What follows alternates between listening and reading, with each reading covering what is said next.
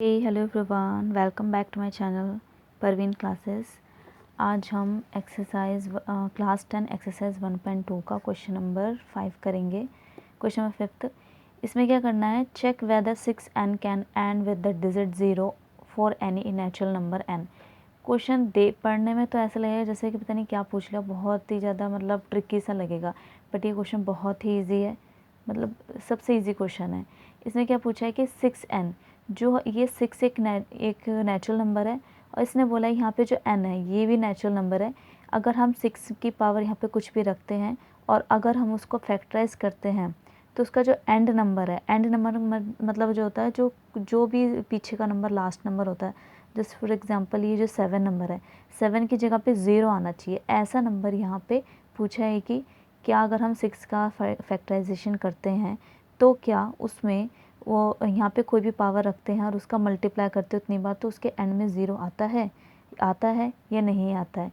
तो इसने पूछा चेक करके बताओ, ये for any natural number n की जगह में यहाँ पे कोई भी नेचुरल नंबर रखना है। नेचुरल नंबर कौन से स्टार्ट होते हैं, 1 से इन्फिनाइट तक, तो हमें वो नंबर रख के देखना है कि ये आता है या नहीं आता। तो ऐसे क्वेश्चन को थोड़ा सा अलग तरीके से करना पड़ता है, इसमें स्टेटमेंट थोड़ी सी ज़्यादा लिखनी पड़ती है। सो इसको स्टार्ट करते हैं, ईजी है ये भी, बहुत जल्दी हो जाएगा। सो इसमें मैं पहले एग्जांपल से इसको समझाती हूँ इस लाइन का मतलब क्या है। फॉर एग्जांपल हमें इसने बोला है कि 6n जो है और ये नेचुरल नंबर है और ये भी एक इंटीजर नंबर है एक। तो इसने बोला है कि यहाँ पे अगर मैं कोई पावर रखती हूँ तो इसका जो मल्टीप्लिकेशन होता है, जो इसका फैक्टराइजेशन होगा, तो वो कितनी बार मल्टीप्लाई करने पे उसके एंड में ना 0 आना चाहिए। 0 का मतलब क्या है कि सपोज़ दैट मैंने कि 10 लिया है, तो 10 का फैक्टराइजेशन क्या होता है, 2 इंटू 5 होता है। अगर मैं 10 की जगह 20 ले लेती हूँ तो 20 का कितना होता है, 2, 2 2 जा 4, 4 5 जा 20। अगर मैं 30 ले लेती हूँ तो 30 का कितना होगा, 2, इसका 30 का निकाल के देख लेते हैं, 30, 2, 2 1 जा 2, 2 5 जा 10, 3 5 जा 15, 5 1 जा 5।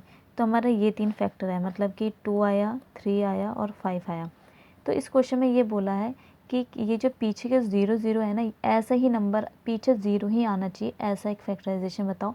तो इसने बोला है कि क्या 6 की पावर हम कुछ भी लेते हैं और उसका फैक्टराइजेशन करते हैं, मतलब उसका जो मल्टीप्लिकेशन करते हैं, उसमें हमारा 0 आता है या नहीं आता, ये पूछा है, सिंपल सा इसने। तो इसको कैसे करेंगे, 6 है, अगर मैं 6 का फैक्टराइजेशन करती हूँ तो ये कितना हो जाएगा 6 का, वैसे तो 2 इंटू 3 लिख लेते हैं, बट मैं यहाँ पे करके बता देती हूँ। 2 2 3 जा 6, 3 1 जा 3, 2 और 3 आ रहा है, तो यहाँ पे 2 इंटू 3 आ रहा है, तो यहाँ पे 2 और 3 आ रहा है, 5 तो आ नहीं रहा। तो अगर 2 और 5 उसमें ही आता है जिसमें कि 0 आता है एंड में, बट यहाँ पे 5 नहीं आया, 2 आया, इट्स ओके, बट 5 आना ज़रूरी था, तो 5 नहीं आया। तो ये वाला वैल्यू क्या है, यहाँ पे हम कोई भी नंबर लेंगे तो वहाँ पे हमारा 0 से एंड नहीं होगा। सपोज़ दैट मैं 6 की पावर 1 लेती हूँ तो इसका क्या होगा, 2 इंटू 3 ही होगा। 6 की पावर 2 लेती हूँ तो 6 की पावर 2 कितना होता है, 36। 36 का अगर मैं लेती हूँ फैक्टराइजेशन, तो यहाँ लेके देख लेते हैं। 2 2 1 जा 2, 2 8 जा 16, 2 9 जा 18, 3 3 जा 9, 3 1 जा 3। तो इसका फैक्टर क्या बन गया, 2 2 3 3। तो हम लिख सकते हैं 2 मल्टीप्लाई 2 मल्टीप्लाई 3 मल्टीप्लाई 3। यहाँ पे भी कहीं पे 5 नहीं आ रहा, 2 आ रहा है। 2 ना कितनी बार भी आ जाए, 5 कितनी बार भी आ जाए, उसके अलावा भी नंबर आ जाए, उससे कुछ फ़र्क नहीं पड़ेगा, बट ज़रूरी क्या है, 2 और 5 कम से कम एटलीस्ट 1 टाइम ज़रूर आना चाहिए। इस क्वेश्चन का मतलब ये है। अब इस क्वेश्चन को करेंगे कैसे, तो मैं बताती हूँ। इस क्वेश्चन को स्टार्ट करते हैं। क्वेश्चन नंबर 5 एक्सरसाइज 1.2 का लिखेंगे, इफ़ एनी नंबर एंड, ये सारा रफ वर्क था, and with 0 then their prime factor must be in form of m into 5m, मतलब ये अगर जीरो अगर पूछा है कि कोई भी ऐसा नंबर जिसका प्राइम फैक्टराइजेशन 2 इंटू, अगर हमें ज़ीरो एंड लेना है, कोई भी नंबर हो, 10 है 30 है 10 40 20 और 100 हो गया, मतलब जिसके पीछे भी ज़ीरो आ रहा है एंड में, तो उसका फैक्टराइजेशन में 2 इंटू 5 होना ज़रूरी है। अगर ये नहीं हुआ तो हमारा वो पीछे ज़ीरो आएगा ही नहीं। जैसे कि हमने 6 का निकाला, तो इसमें क्या आ रहा था, 6 में 2 इंटू 3 आया, ये इसमें 5 नहीं आया, तो ये हमारा नहीं हो सकता। अगर मैं 6 की पावर में 2 लेती हूँ 36 आ रहा है। अगर इसका फैक्टराइजेशन करते हैं तो इसमें भी क्या आ रहा है, 2 आ रहा है, 2 2 बार आ रहा है, 3 भी 2 बार आ रहा है, लेकिन कहीं पे 5 तो नहीं आया ना, तो ये भी क्या है फैक्टराइजेशन इसका भी ये पीछे जो एंड है ज़ीरो वो नहीं आ सकता। तो हम इसमें क्या लिखेंगे, ये वाला होना ज़रूरी है 6 किसी भी टेबल में जिसमें कि हमें पीछे एंड में हमें ज़ीरो लाना ही लाना है। तो हम लिखेंगे if we factorise of 6n यहाँ आएगा। 6n का अगर हम फैक्टराइजेशन करते हैं तो क्या होगा, 6 का फैक्टराइजेशन मैंने यहाँ करके बताया।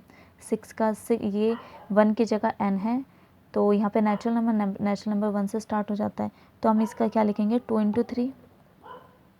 मैंने यहाँ पे 1 सपोज़ लेके करा, तो 6 का फैक्टराइजेशन 2 इंटू 3 होता है, तो हमारा 2 इंटू 3 आया। हमारा कहीं पे यहाँ पे 2 इंटू 5 तो नहीं आया, या फिर हमारा यहाँ पे 2 5 होने के बाद 3 आया, ऐसा भी नहीं है, हमारा सिर्फ 2 और 3 आया, 5 की यहाँ पे कमी है, तो ये हमारा ये ज़ीरो से एंड नहीं हो सकता। तो लिखेंगे since 6n can not have 2m into 5m form, so 6n cannot be and with the digit 0 for any natural numbers n यहाँ पे नेचुरल नंबर को कहा गया है।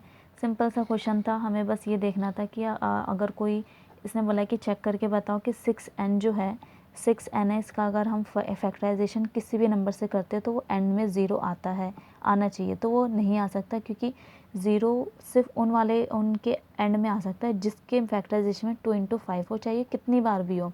यहाँ पे m का मतलब है यहाँ पे 2 हो 3 हो 5 हो, कितने भी हो, ये हो, इसके अलावा 7 आ जाए 3 आ जाए चलेगा, बट इसमें एटलीस्ट 1 टाइम 2 इंटू 5 होना जरूरी है, तभी हमारा एंड विद ज़ीरो आ सकता है।